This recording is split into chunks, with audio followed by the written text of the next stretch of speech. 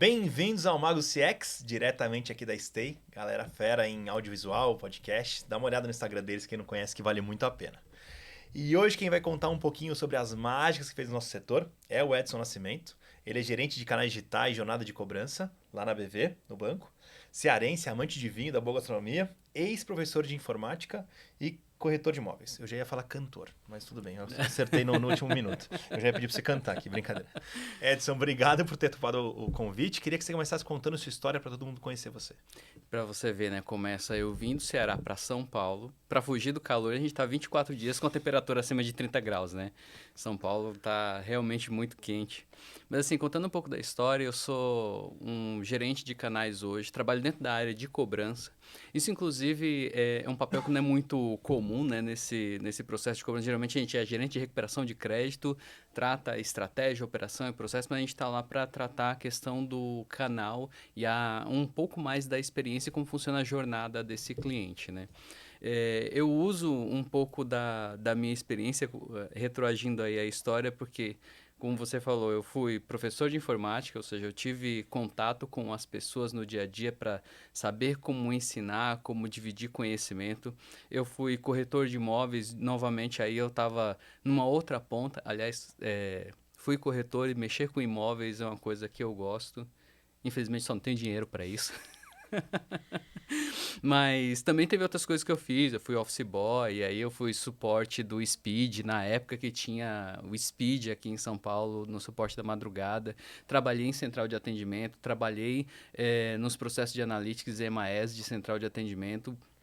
Fui um pouco durante um tempo da parte de estratégia de crédito, já trabalhei em operações de cobrança, aí fui, né, fechando em operações de cobrança, estratégia de cobrança, projetos de cobrança, e agora estou chegando aqui em canais para pensar nessa questão da jornada, e já faz um tempo que a gente está trabalhando esse processo. Legal, Edson. Só para ficar claro para todo mundo, né? Você falou um pouco disso, mas vamos deixar mais explícito aqui. Aham. Tem uma área de crédito e cobrança, de recuperação de crédito, enfim, como o nome comum, e geralmente tem uma outra área de canais digitais que olha ali para o Sim. saque. Você tem essas duas áreas juntas, é isso?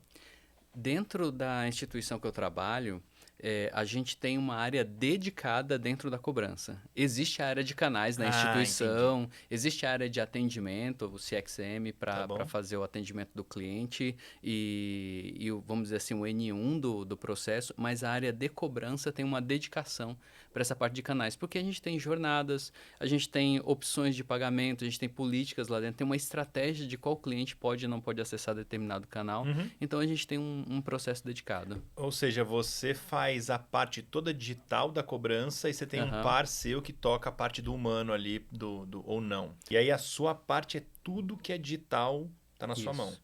Seja receptivo e ativo ou só ativo? Receptivo e Ah, ativo. ambos. Tá. Quando eu passo para o processo de, vamos dizer assim, os canais próprios, um portal, um app, um WhatsApp que é corporativo, isso é o receptivo. Quando eu vou para a parte de como é que eu estimulo esse cliente a acessar os canais ou até uso canais de negociação, que a gente fala negociação fim, como um WhatsApp, que ele cria uma jornada de negociação fim, esse sim é um processo ativo. Aí eu tenho todo um estímulo similar ao que se acontece dentro de CRM, um SMS, um e-mail, WhatsApp, o push, redes sociais, tem toda uma linguagem, uma forma como a gente vai acionando o cliente em cada parte do processo. Legal. E, e aí, quem que enxerga. Como é que vocês fazem para olhar para o cliente como um todo, né? Uhum, Porque eu imagino que você contou aqui um pouco, você tem as jornadas ali que você constrói, perfeito. mas são jornadas mais específicas para cada momento. Mas você Uhum, diz, cara, existe um mundo aqui junto, né? E que o cliente A pode passar por mim, pode passar pelo colega B, mas pode passar pelo colega C e D. Então, uhum. assim, como é que vocês conseguem se organizar entre áreas para garantir que as jornadas sejam coerentes, né? Que é o...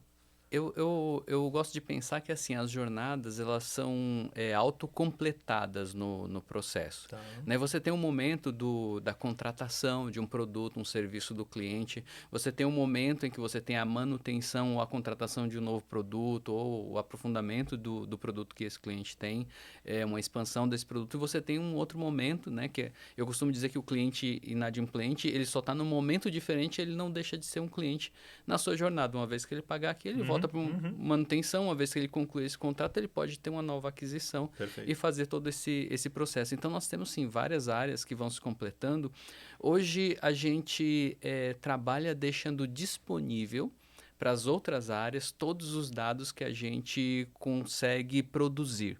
E aí o que acontece? Por exemplo, tudo que eu produzo em cobrança, outra área pode vir e acessar, outra área pode vir e criar seus modelos, suas estratégias ou até mesmo suas restrições sobre esse processo.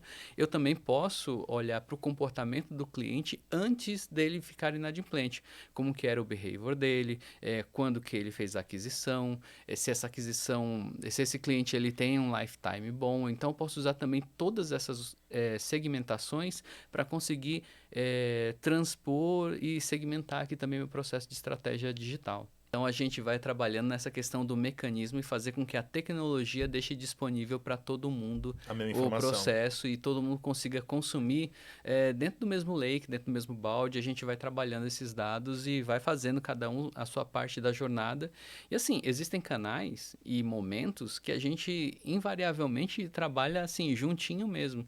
Por exemplo, numa questão de URA, uma URA, ela tem ali tanto as jornadas que são relacionadas ao cliente inadimplente, quanto ao cliente adimplente, quanto o momento de contratação, o momento de manutenção.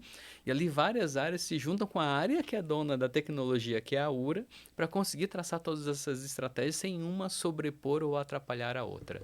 Cara, é desafiador, hein? É. Desafiador. Desafiador. É um processo de orquestração constante. Sim. Do momento do cliente, da jornada do cliente, do desejo que o cliente tem para conseguir fazer esse processo. Então, constantemente você vai orquestrando esses momentos da jornada para conseguir trazer a melhor experiência, o melhor resultado para a instituição e conseguir também fazer com que o cliente ele saia satisfeito dessa jornada, né? Porque é um dos nossos objetivos. Legal. E você comentou um pouco de disponibilizar dados, então várias áreas colocam seus dados num lake. Sim. E várias áreas consomem o dado do lake. Então, sei lá, talvez o cara de contrato deva consumir o lake para ver se o cliente está inadimplente, se ele pode vender ou não. E você consome também como foi a contratação dele para ver se ele assinou digitalmente o manual, para ver se pode... Enfim, deve ter uma série de trocas, né? Eu queria saber de dados não convencionais, que dados que vocês conseguem usar hoje, ou você ou outra área que você imputa, que são um pouco diferentes do tradicional aí. A gente tem usado muito até um termo chamado de dados sintéticos ou dados que a gente não vai achar no processo natural do cliente. Você tem o dado de contratação, como você falou, né? O cliente, quando ele vai fazer o seu cadastro para fazer um cartão de crédito, eu vou ter todos os dados deles e vou ter esses dados confirmados com a Receita Federal, com birôs, com o próprio processo interno da instituição financeira, falando de banco, né? Isso não é diferente também em outros mercados.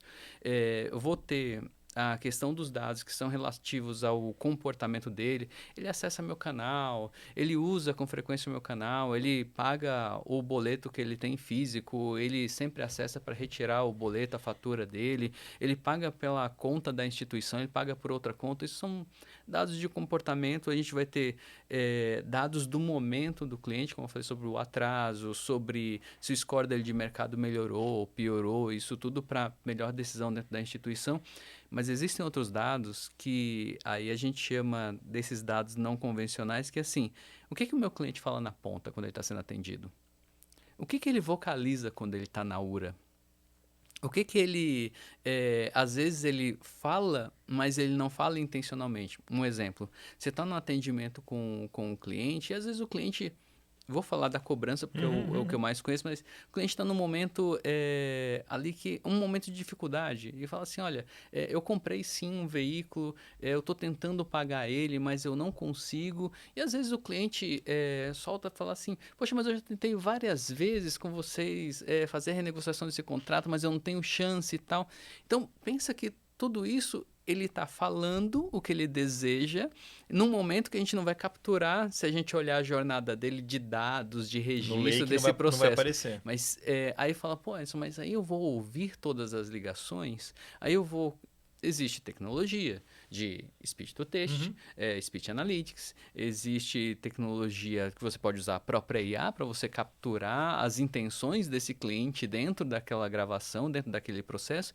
Então, existem processos que você consegue capturar esses dados, assim como é o dado da rede social, assim como é o dado de comportamento ante a compra dele, dados de pesquisa que ele pode responder que não estão na sua instituição, que você pode agregar e falar assim, olha, se esse cara ele está respondendo pesquisa, tem uma intenção de uma compra de veículo, mas ele não está pesquisando aqui na minha instituição, opa, peraí, eu estou perdendo uma oferta, será que eu não poderia oferecer para ele? Sim. Então, tem uma série de dados que você pode capturar, esses não convencionais, eu diria que são as coisas que o cliente fala sem ele ter vocalizado diretamente, sabe? Ou ele vocalizou de uma maneira não intencional, só contou Isso. e captura. Legal.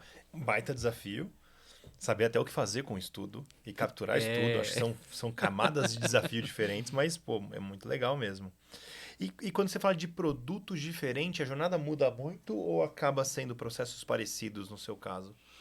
Precisa ser personalizado, né? Nunca um cliente que ele tem, por exemplo, um empréstimo, um cartão de crédito ou um financiamento vai ser necessariamente similar o processo dele da jornada. Porque um produto pode ter uma garantia, um outro produto pode não ter a garantia.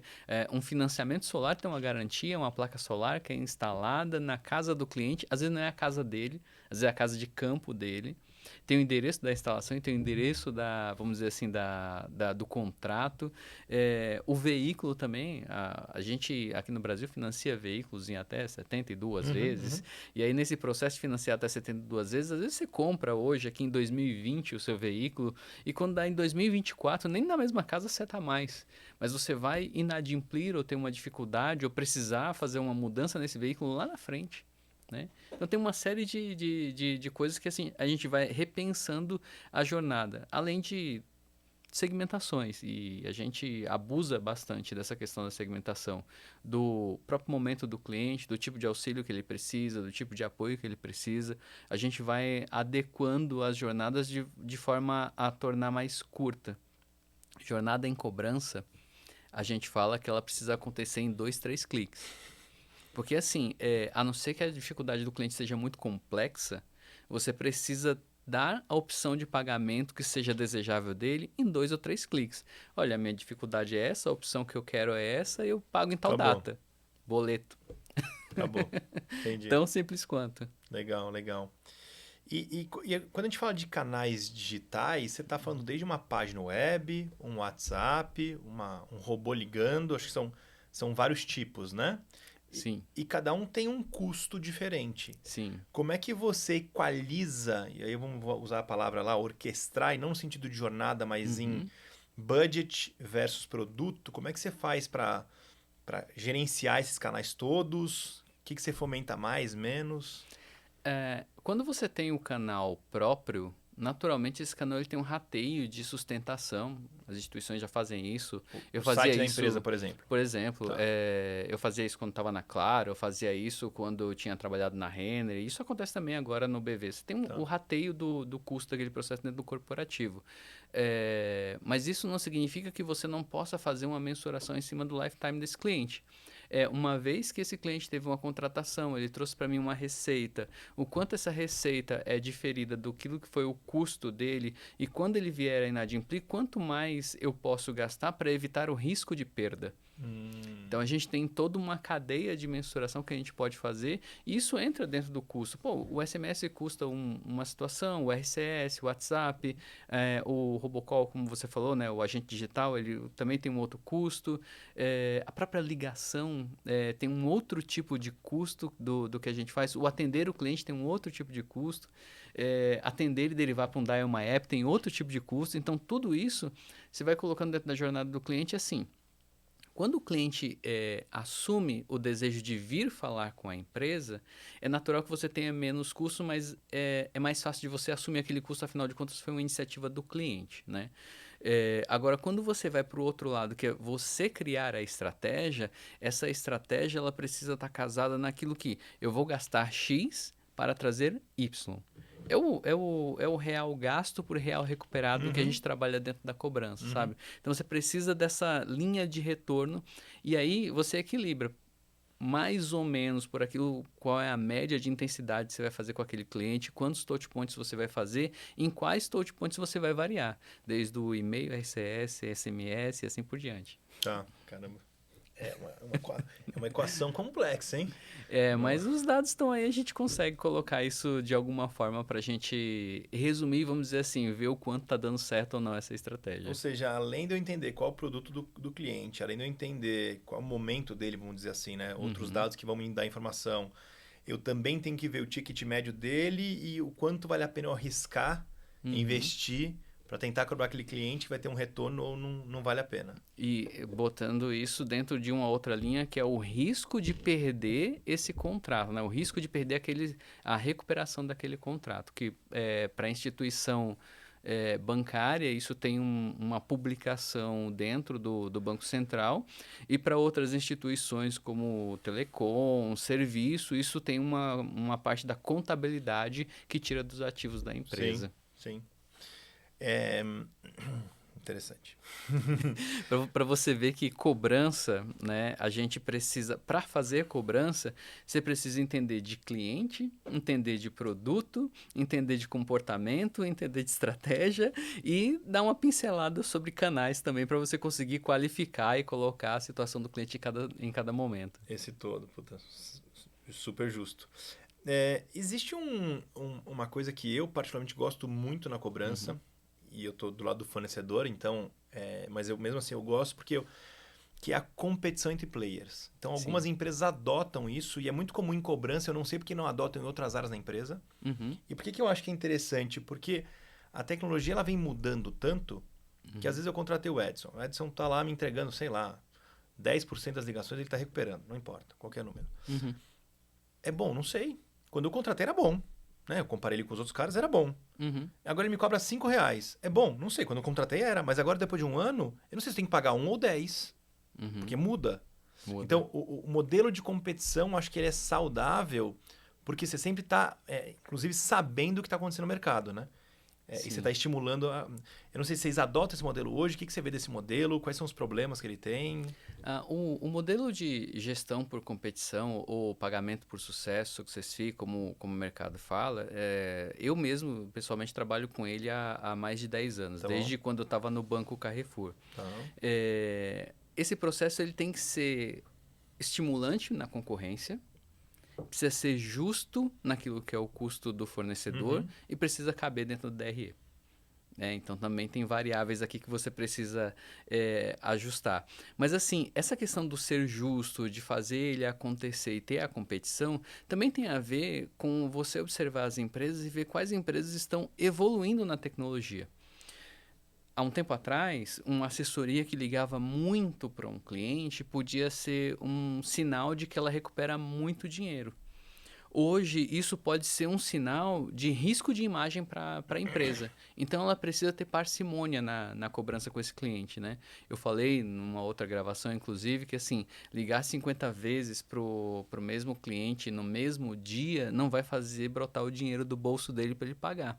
Você conseguiu falar com esse cliente, coleta o máximo possível que você sabe dele, sobre as condições dele, quais são as intenções dele. É claro, nem todo cliente colabora, nem todo Uhum. cliente abre totalmente o assunto, mas tudo que você conseguir coleta, porque o seu próximo contato ele já pode ser mais personalizado, né? Então aí vai de estratégia entre você balancear a ligação, que é um produto caro, para uma assessoria de cobrança, entre o digital não massivo, um digital direcionado, que pode ser muito bom para você, entre inclusive entrar agora no novo mercado e aprender um pouco com o uso da IA, suas aplicações, e como que isso dá algum saving no seu retorno. Eu, do lado da instituição, eu tenho, vamos dizer assim, o retorno total daquilo que o cliente paga quando ele está inadimplente. Uhum. Se é uma empresa que está prestando serviço para a instituição, você tem uma comissão, né? Um honorário, um repasse, e esse repasse ele precisa ser suficiente para pagar a sua despesa de fazer o serviço. Por isso que eu falo que precisa ser competitivo, precisa ser justo, mas precisa observar um pouco como que cabe dentro da DRE. E, para mim, a melhor resposta são as empresas que estão ou não indo num caminho de tecnologia, de se reinventar, de ajustar. Eu conheci empresas que tinham 10 mil PAs, que hoje tem 3 e fazem mais do que essas 10 mil. Porque implementou tecnologia, processo, adequou o modo como faz as suas monitorias. Então, tudo isso, realmente, eu acredito que a tecnologia pode trazer aqui um grande save para o parceiro. Legal. E você vê isso muito comum ou são exceções nesse segmento que você lida, né? Uhum. Nessa parte de cobrança, assim, os players, os fornecedores, você vê que está todo mundo correndo atrás de tecnologia, mais ou menos, tem de tudo. O que você tem visto aí? Eu diria que é um meio a meio, mas infelizmente quem não está correndo atrás de tecnologia, quem não está se adequando aos seus novos processos, naturalmente vai ficando para um mercado mais restrito. Talvez um tipo de instituição que ainda preza por fazer essa cobrança mais direta, mais objetiva, talvez comece a perder espaço no mercado. No entanto, se você fizer uma pesquisa sobre as grandes empresas que eram call center, assessoria de cobrança, tal, todas elas mudaram de lugar no seu ranking. Call center mesmo, quem foi a maior do Brasil há 15, 16 anos atrás? Era Atento. Hoje, Atento acho que é a quinta, sexta, se eu não me engano. Porque, assim, inverteu muito o tipo de processo que cada call center faz. As assessorias de cobrança da mesma forma. Eu tinha ciência há uns anos atrás, tinha mais de 2 mil instituições assessorias de cobrança no Brasil. Eu não sei se ainda tem todas essas, e se tiver todas essas, eu te diria que, assim, 30 são conhecidas. O restante talvez sejam nichadas, talvez seja de algum objetivo específico, porque, assim, se você não está no andamento da tecnologia que as instituições estão indo, Você já saiu. você ficou fora. Entendi. E como é que... eu entendi que, óbvio, vocês fornecem dados ali para o Lake, para todo mundo consumir, mas o que vocês têm de processo interno para contribuir? Vocês têm troca, não tem? Como é que vocês levam todo esse conhecimento que vocês estão adquirindo na ponta? Porque no primeiro momento, cara, cobrar. Você liga pro cara, cobra e acabou, né? É super simplista do meu lado olhar desse jeito. Mas você está contando aqui uma baita complexidade, né? Com os parceiros, a gente precisa de vias de mão dupla. Tudo aquilo que eu passo a conhecer que é interessante, que melhore a estratégia do parceiro, eu vou compartilhar com ele. Tá. Né? Entre dados, processos, segmentações, direcionamento sobre a carteira, o produto que o cliente tem ali, a oferta que ele tem disponível. Mas do outro lado, eu também preciso que esse parceiro devolva para mim. Porque quando ele me devolve, eu consigo retroalimentar os modelos, as segmentações e consigo verificar se de repente esse cliente não tem uma outra oportunidade, sabe? Se esse cliente não tem um outro caminho que eu vá fazer com ele. Então, essa troca ela é importante. Quando o parceiro não me devolve nada, não é o cenário atual, mas se um parceiro não me devolve nada daquilo que acontece no atendimento dele com o cliente, eu fico cego sobre o que dá para ele de estratégia e talvez ele ache que tem toda a informação necessária e às vezes ele não tem, porque falta juntar as coisas. Ele não tem a informação de que o cliente acessou meu app, que o cliente quase emitiu um boleto, que o cliente simulou uma certa negociação. E do outro lado, ele tem a visão de que eu liguei para o cliente 3 vezes, ele atendeu uma e quando ele atendeu, ele disse que não podia falar. Então, se a gente não junta, ele não tem toda a informação no fim. Entendi. E é fundamental para ele tomar a decisão certa de melhor cobrança. Para os dois lados, eu acho que é fundamental essa troca, tanto para nós quanto para eles. Parceiros sejam os parceiros das assessorias de cobrança ou até mesmo os parceiros de tecnologia. Porque os brokers, os providers que fazem a parte de WhatsApp, SMS e tal, todos esses também é importante essa troca porque tudo isso retroalimenta o mesmo lake, o mesmo balde de dados que a gente consegue compartilhar. Legal. Curiosidade minha aqui, totalmente fora do tópico mais ou menos, né? O que são os produtos que mais dão inadimplência? Atualmente, o produto mais inadimplente no Brasil é o cartão de crédito. O cartão é o quê? O campeão. Isso você pode ver pelos dados do próprio Banco Central, tá? E a Serasa também divulga muito esses recortes. O cartão de crédito, ele vem por duas coisas. Uma é a questão da facilidade do uso do limite e a velocidade que você pode fazer. Se você não mudar seu comportamento, sei lá, você tem 30 mil de limite, você normalmente faz compras na casa de 2 mil, se você não muda esse comportamento, você gasta os 30 mil em um mês. Rapidinho. E a instituição não tem uma visão de que aquilo ali, nossa, é um gasto que vai gerar um risco nesse momento. Até tem modelos de previsão e tal, mas uma vez que eu te dei crédito, não é a minha intenção te bloquear no meio do caminho e dizer, opa, você está gastando demais. Eu te dei aquele limite para você gastar. Eu dei 30, mas você só pode usar 10. Não existe isso, mas existem comportamentos que o cliente vai usar aí porque o cartão de crédito pode facilitar. E o cartão de crédito hoje em dia, tem gente que paga conta dentro dele, você vai para o mercado, você vai, paga um serviço, você paga gasolina, você às vezes paga até a parcela do carro, da casa, tudo dentro do cartão de crédito, fala assim, quando eu tiver o dinheiro eu vou lá e reponho. E é muito comum o brasileiro também ter, se eu não me engano, entre 4 e 5 cartões na carteira. E aí, meu amigo, ele vai administrando... Ele vai administrando, mas também quando existe o superendividamento, entra no momento em que o próprio cliente ele precisa revisitar toda a sua situação. Porque imagina... Vamos enxugar um pouquinho mais a coisa aqui. Imagina que a pessoa tem uma renda média de 5 mil, e ela tem limites de 8 mil pela frequência dela, mas ela tem limite de 8 mil em 3 cartões. Aqui, ela já pode gastar 24, ou seja, ela gasta 5 vezes o que ela ganha. Uhum. E é claro que o que ela ganha não é tudo para o cartão de crédito, porque ela tem o aluguel, aluguel, tem as outras contas, tem isso, tem aquilo muitas vezes. E aí ela vai demorar, às vezes, 3, 4 anos para conseguir saldar essa dívida. Qual o problema que você encontra aqui? Nossa, o cliente ele gastou um monte de coisa e ele está devendo para várias instituições, a instituição teve um prejuízo com isso. Sim, isso é verdade. Mas do outro lado também, a pessoa que passou por isso, se ela não tem mecanismos, ferramentas para ela conseguir saldar essas dívidas, seja um desconto, um maior parcelamento, algo do tipo, ela para de consumir. Ou ela começa a consumir de maneira muito restrita. Ou, como brasileiro, dá um jeito em algumas regiões do país, ele pede o cartão do primo, do tio, do pai, da mãe. Então, vira uma bola de neve de endividamento. E eu falo pra galera, falo assim, gente, se a pessoa não conseguiu honrar com alguém, por que ela vai honrar com você? Então, não fique emprestando cartão pros outros, que a chance da merda... E a intenção nunca é, né, não pagar... Mas, cara, se apertar numa hora que não tem o dinheiro, vai pagar como? Não vai. Né? Mas a questão também é que aí você apela para a situação do sentimental, né? Sim. Imagina, você tem um filho, ele é adulto, está passando por uma dificuldade e ele fala assim, pô, mas eu preciso do cartão só para fazer uma compra de mercado. Você vai dizer não? Sim. Né? Tem muito essa questão também. Mas a gente tem uma boa massa de Isso tem uma mensuração melhor em São Paulo, do Procon de São Paulo. A gente tem uma boa massa de clientes no Brasil que eles acabam se superendividando. E, assim, às vezes, eles somem, vamos dizer assim, dos cadastros financeiros por 4, 5 anos, por praticamente incapacidade de conseguir ter um novo crédito ou um consumo registrado.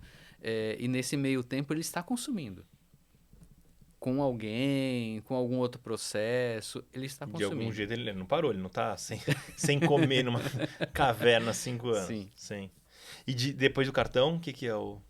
Depois do cartão é empréstimo pessoal.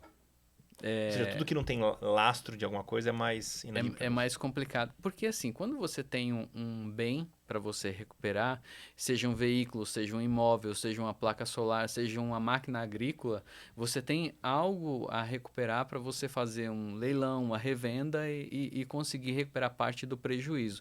E até em algumas situações, inclusive acontece de você colocar o bem em leilão e esse bem gerar um valor e sobra dinheiro para a pessoa. Ou seja, a pessoa tem uma chance ali de recomeçar de alguma forma, dependendo do que era.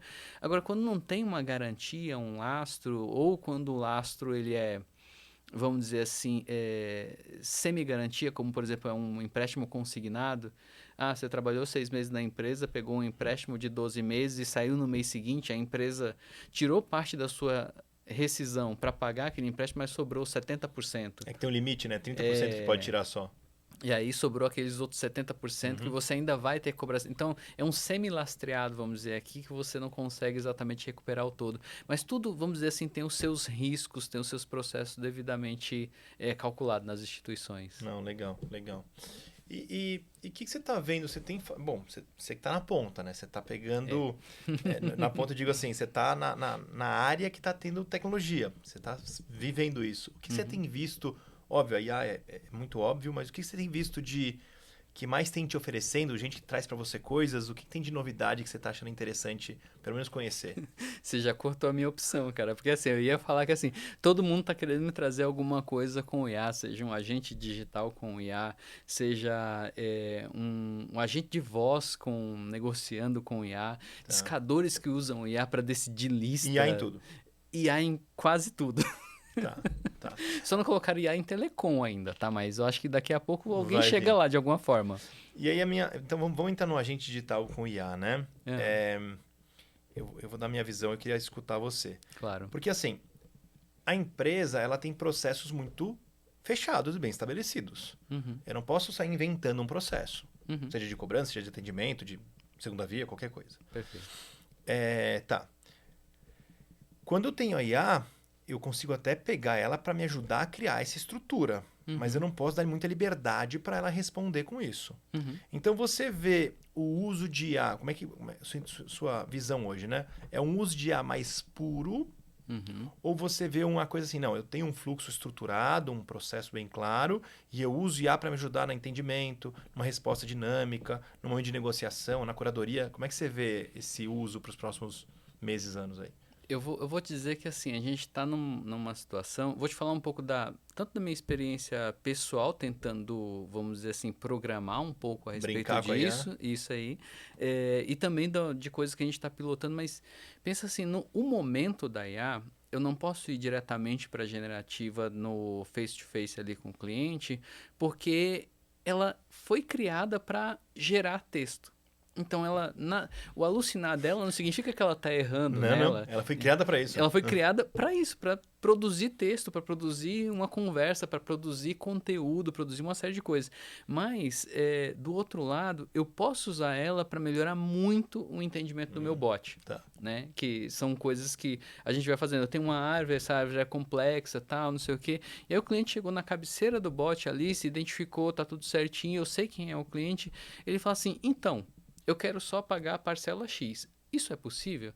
Ao invés dele percorrer toda a árvore fazendo decisões até chegar nisso, vem um IA aqui e fala, opa, peraí, ele está falando do tema tal que já está na estrutura tal, então eu vou jogar ele para lá.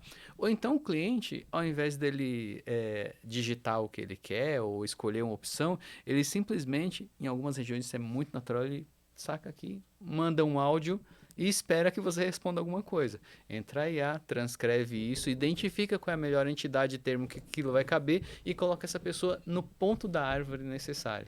A gente tem usado muito a IA, vamos dizer assim, para quebra de barreiras na conversa com o cliente, o que antes um dataset ficava fazendo o cliente seguir ponto a ponto cada situação.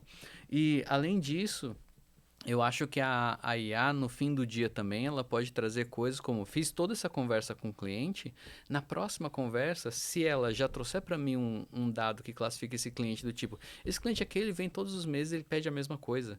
Então, da próxima vez, quando ele aparecer aqui, a IA já falou, opa, esse cliente aqui, ele vai para tal opção. E já pergunta, você quer falar sobre tal coisa? Quero falar sobre tal coisa. E põe ele já no menu de novo. Já se antecipa ao pedido dele. Perfeito. Então, eu vejo a IA para ser um auxiliar, um complemento nesse momento de tudo. Não dá para colocar ela sem contexto para fazer a conversa. Você precisa ter um contexto do que é o produto. Você precisa ter os guarda-reios da segurança daquilo que é o produto, o processo, a segurança. Só um adendo aqui, como acho que foi no Canadá.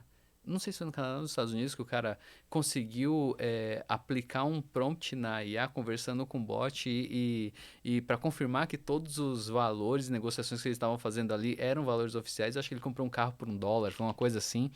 E isso pode acontecer, porque é uma IA generativa que está falando com você e ela aceita prompt. Se ela não tiver uma Essa determinada trava. proteção, né?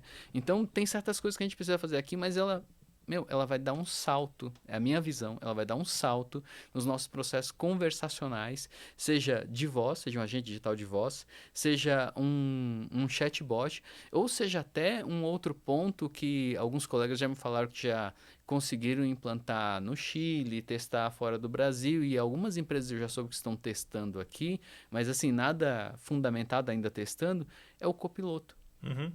que é você conversar ali com o cliente, enquanto a IA vai te dando insights de maneira muito objetiva, sucinta. Fale isso, ele quer falar sobre tal Ou ela produto. pré-escreve, ou ela traduz o que o cara Se quer. for, se for no chat, ela vai, né, pré-escrevendo. Vi uma empresa, inclusive, que ela estava testando contratar pessoas estrangeiras que eram... que estavam aqui no Brasil, mas estavam com dificuldades de achar emprego. Às vezes a gente tem bolivianos em algumas regiões, a gente tem... Venezuelano, tem E africano, tem um monte de gente. Sim. eles não vão ter a facilidade que a gente Sírio. tem da linguagem do nosso português. Mas aí a IA garante. A IA garante a tradução, a IA recebe a mensagem, traduz na linguagem dele, com os termos dele, com, vamos dizer assim, parte que é da cultura e das gírias dele, e aí ele mesmo responde, a IA traduz de novo e traz para o nosso português, para o nosso dia a dia. Legal. Então, isso eu vejo assim como uma alavanca propulsora para a gente nesse momento e nos próximos anos. Edson, beleza. Puta, concordo com você, adorei os exemplos que você trouxe. Aí vem minha dúvida, né? Eu acho que cada vez mais o discurso de eu uso IA, todo mundo usa. Uhum. E aí é uma briga que eu tenho lá de trás já sobre modelo de negócio. Porque e aí é uma dificuldade minha, tá? Uhum. Eu não sei, assim, eu posso receber 10 fornecedores de qualquer coisa, os 10 vão fazer discursos super bonitos. Certo.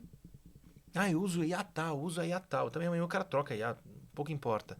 Mas assim, eu preciso de algo que resuma tudo isso. E eu acho que o único jeito que eu encontrei é assim, tá bom, qual é o seu modelo de negócio? Eu cobro setup. Não, porque você vai cobrar o setup. Ou eu te cobro por chamada que eu fizer. Não, me cobra por performance, por cliente que pagou. Então, eu acho que o modelo de negócio cada vez mais, eu quero a sua opinião sobre isso, vai ser fundamental para conseguir diferenciar um player de outro. Não sei como é que você vê isso.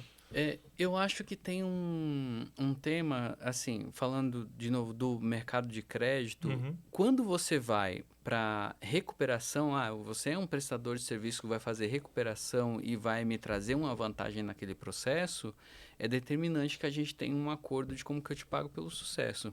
Agora, existem outros processos que a gente fala da parte da previsão, da predição, que às vezes isso vai ser um produto interno mesmo, vai ser um processo interno. Como a gente estava falando aqui de se eu vou para uma URA e eu tenho um processo dentro da minha URA que ela está para o dataset e eu quero aproveitar o advindo da tecnologia para passar essa URA para uma URA mais responsiva e aplicar nela técnicas com o uso da IA generativa para melhorar a jornada do cliente, esse não é um produto que eu posso cobrar por sucesso. Esse é um produto que eu acho meio ruim você pagar por atendimento ou por processamento ou por coisa do tipo, porque geralmente esse produto está dentro de casa.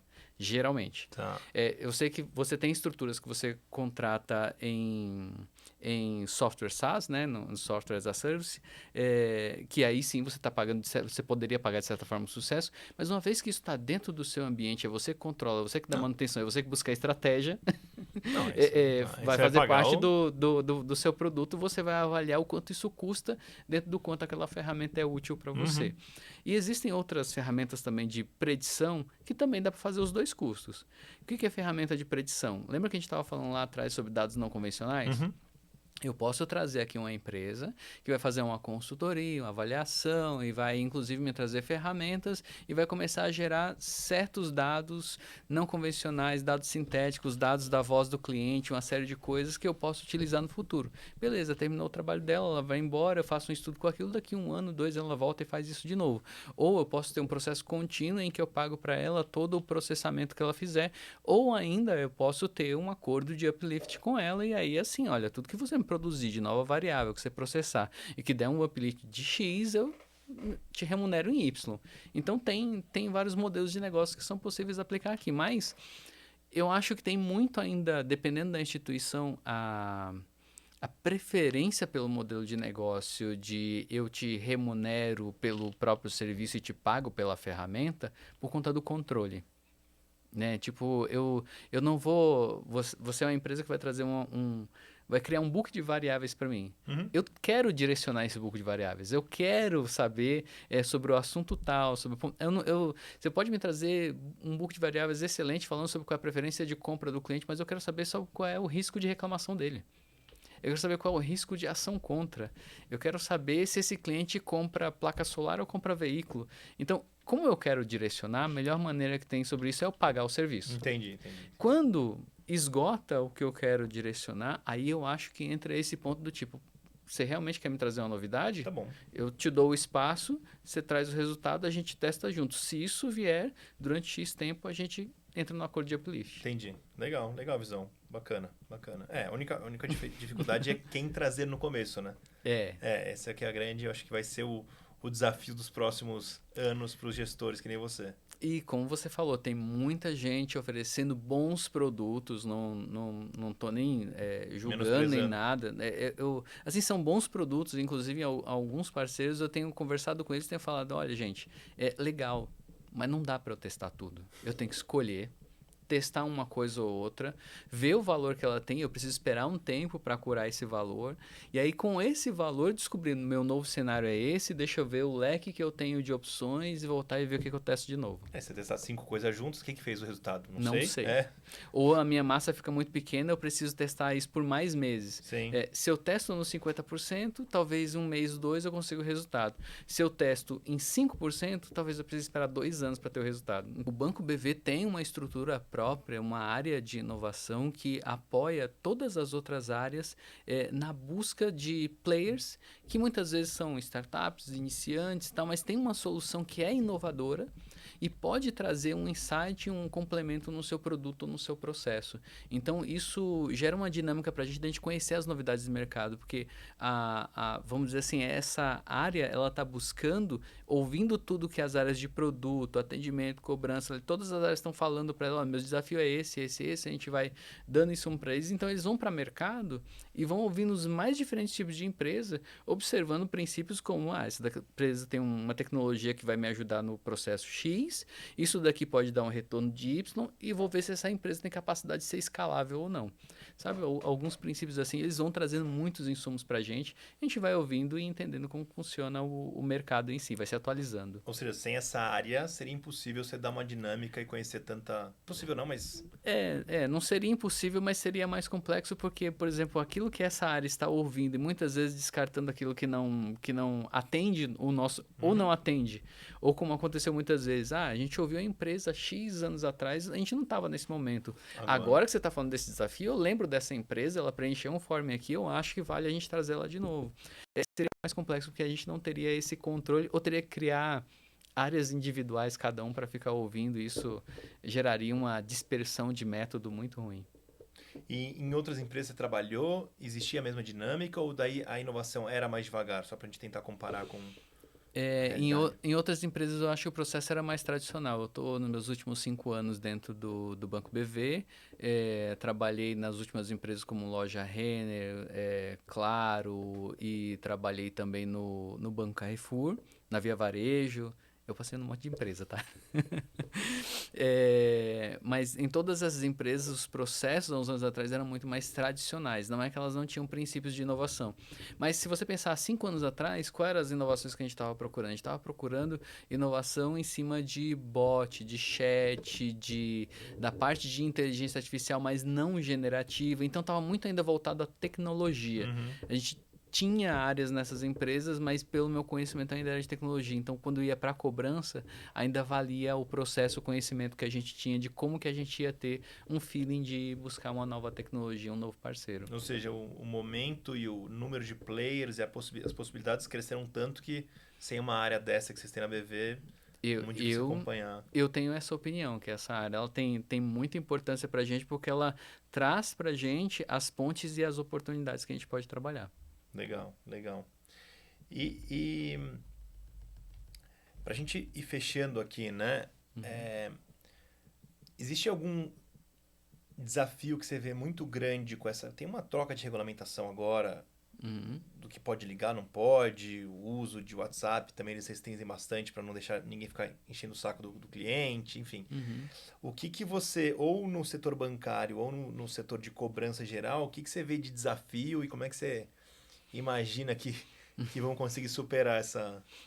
Olha, no setor de cobrança como um todo, eu vejo que existe ainda uma grande dificuldade quando se fala em como que a gente vai se relacionar com o cliente. Veja, é claro, a empresa de cobrança ela tem uma meta, ela precisa recuperar, é essa a meta dela, Uhum. tá? Mas se você não cria aquelas linhas de relacionamento com o cliente e não cria processos onde você consegue, vamos dizer assim, conhecer melhor o seu cliente, a recuperação ela fica muito mais do processo massivo. Tem uma série de desafios. A Anatel, ela quer, vamos dizer assim, impedir que existam abusos na questão da ligação para o cliente. Lembra, eu falei, tinha gente que recebeu muito mais de 50 ligações aí no passado, no mesmo dia. E muitas ligações, inclusive, eram ligações de teste. Né? Liga, tem até 3 segundos, né? E aí, se a pessoa atendia, você desligava antes porque não cobrava.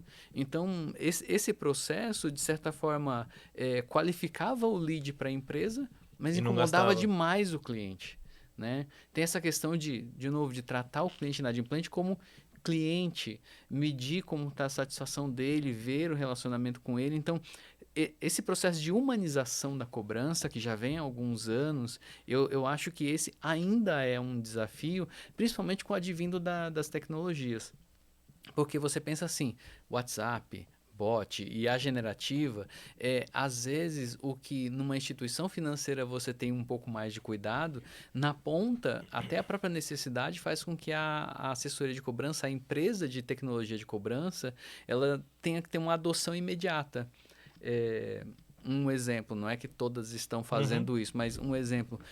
A gente sabe que a IA tem uma escuta quase tão refinada, vamos chamar assim, de fazer uma transcrição e depois fazer uma interpretação dessa ligação. Às vezes igual ou até melhor que alguns monitores de qualidade. Uhum. Mas eu vou trocar todos os meus monitores por IA? Quem vai trazer o conhecimento? Quem é que vai trazer, vamos dizer assim, os insights que vai direcionar treinamento, orientação, feedback para o colaborador na ponta? Às vezes a adoção ela é muito imediata. Tem o WhatsApp, então beleza, troca o SMS, manda o WhatsApp para todo mundo. Vai funcionar? Não vai E o funcionar. custo, o custo é proibitivo também, né? Eu te diria que o custo atual da Meta ele não é proibitivo porque a cobrança ela entra numa categoria que é utility. Ah, eles colocaram lá, eles mudaram, né? E Verdade, desde verdade. abril de 24, abril ou maio de 24, o utility ele custa um pouquinho mais que um O SMS. SMS. Eles já entenderam o que, que era o. Só que mesmo assim eu tenho muito risco de perda de qualidade nesse negócio de metralhar o cliente pelo WhatsApp, né? De usar 5, 10, 50 WhatsApp para falar com o mesmo cliente. Não, eu preciso olhar bem qual é o telefone hot dele, eu preciso qualificar bem como está o relacionamento com ele. Se esse cliente já respondeu, eu preciso voltar naquela resposta dele para dar contexto da conversa. Vou começar de novo. Oi, tudo bem? Então, eu sou da instituição tal. Vamos começar. Já sabe. Já sabe, eu já te conheço, eu já sei qual era o seu último ponto, eu sei que ainda está aberto aquele contrato, então eu volto naquela conversa. Ou seja, você tá. No resumo é que é muito. Vai se dar muito mais qualidade do que volume para coisa. A gente precisa olhar o cliente menos pela foto e mais pela filmologia dele, que é quem ele era, em que momento que ele está e há quanto tempo ele está nesse momento e que opções eu tenho para dar para ele. Legal, legal. Acho que é, puta, é isso. Acho que é um baita desafio para o segmento, né? Para Sim. cobrança. Não vai ser fácil, mas o que você falou, a tecnologia está aí para ajudar. E quando você fala muito da tecnologia, eu acho que as pessoas às vezes não entendem direito. Para mim é muito claro a foto. A foto eu tenho um ser humano que Uhum. antigamente andava a pé e carregava, sei lá, carga nas costas, depois ele arrumou um cavalo, depois Uhum. ele arrumou um caminhonete, Uhum. agora ele arrumou, sei lá, um trem com vários vagões. Perfeito. Eu acho que vai dar, vamos dizer, superpoder para o ser humano, ele vai ser mais Sim. produtivo. Você nunca, então, esse cara da qualidade que você comentou, ele antigamente conseguia fazer com qualidade 10 atendimentos, agora vai fazer 1000, porque a IA está ajudando ele, mas nunca Uhum. sozinho. Sempre ele sendo ajudado e sendo mais produtivo. Acho que é uma questão de produtividade mais do que substituição de qualquer coisa. Eu também vejo E dessa forma. Eu acho que existem humanidades que a tecnologia não vai não vai. conseguir substituir. Por mais inteligente que ela seja, por mais que ela chegue no QI de Einstein, supere, vá para um QI de 400, como tem algumas pessoas prevendo, Não tem humanidade. não tem a humanidade, porque ele tem a capacidade de calcular e te trazer a informação. Mas o que fazer com aquela informação continua sendo uma decisão humana. Modelar, pensar, criatividade, Justamente. Eu acho que o pessoal tem um pouco de medo, às vezes, não, vai dominar o mundo. Não, calma. É só o cara que desenhava na prancheta antes, agora ele usa o SolidWorks para fazer o projeto dele, que já calcula, já não sei o que, já ajusta. É isso. É o próximo passo da. É você que escrevia, agora você manda um áudio para sua IA e pede para ela só transcreve para mim e arruma o texto, por favor. Mas quem pensou no texto, quem, né, pensou no Você. processo, melhorei, eu concordo com a sua visão. Acho que é bem por Boa. aí. Edson, muito obrigado, foi show de bola, cara. Acho que a gente traz poucas pessoas de cobrança aqui, já trouxe algumas, mas muito poucas. E às vezes fica uma área meio esquecida aqui no nosso pool de CX, CS, atendimento a cliente. Mas é sempre legal ter essa outra visão e ver como as pessoas estão encarando de uma maneira muito diferente, né? Acho que esse lado que você fala que o cliente é um cliente, ele só está no momento inadimplente, é muito forte para marcar essa posição e dizer, cara, ele é um cliente. Calma, só tô nesse momento. Ele podia estar no momento de compra, de pós-compra, enfim. E ele está no momento de inadimplência. Achei muito bacana a visão. Boa, obrigado pelo convite, foi um prazer aqui a nossa conversa. E enfim, se quiser depois trocar ideia ou me acionar por algum lugar, eu tô lá no LinkedIn, é só buscar lá no /EDS Nascimento que vão me achar. Boa, fechou. Obrigado aí pela disposição. Obrigado. Valeu.